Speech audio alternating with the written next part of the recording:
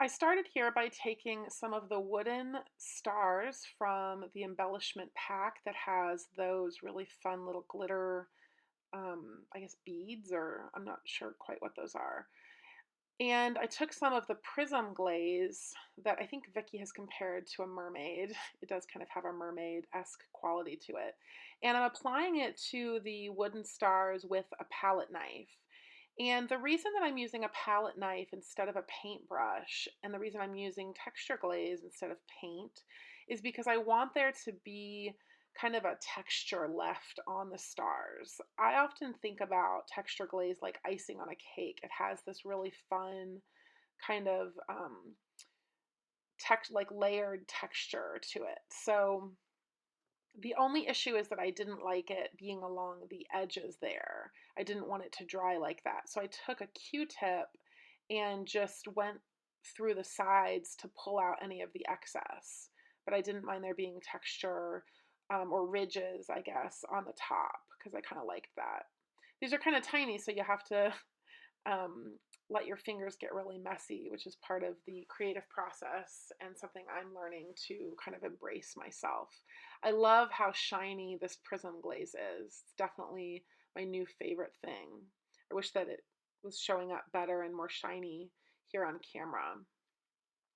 So I took one of the 6x8 mixed media papers from the new collection and I ran it through my printer. I just formatted a few stories about my daughter in Photoshop and then just printed it directly on this foundations paper, which worked great. And then I die cut some of the patterned paper out of the patterned paper 6x8 pack with the star die cuts from the star stamp set. And originally I had stamped some of the star patterns on the paper as well, but I realized that I didn't like the look of it. It was a little bit too much pattern on pattern. And I tend to like things a little bit more simple.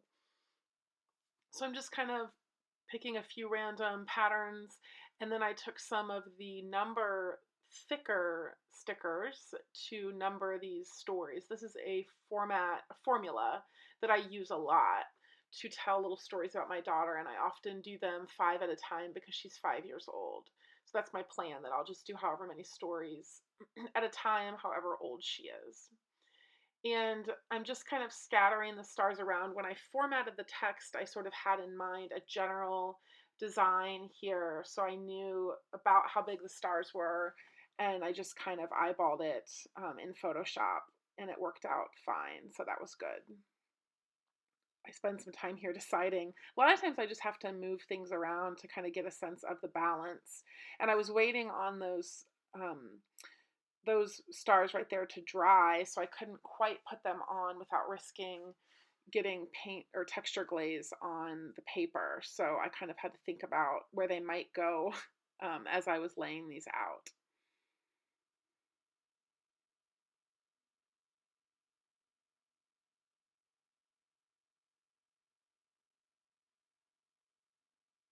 And something I have found is that you don't have to put adhesive all over the stars. What I do is I just put a little bit of adhesive in the center of each of the stars, and then there's like a little bit of dimension as they sort of raise off on the sides, and I kind of like the way that that looks.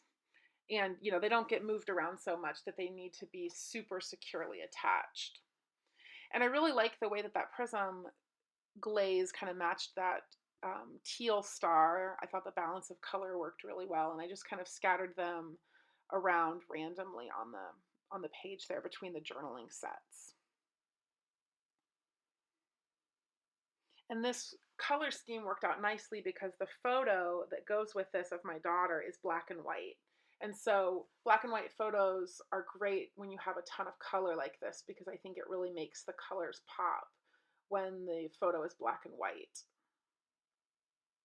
The other thing I tend to do is I take inspiration from my photos for my layouts because the colors matching is such an important piece of a layout looking good, kind of having a general color scheme.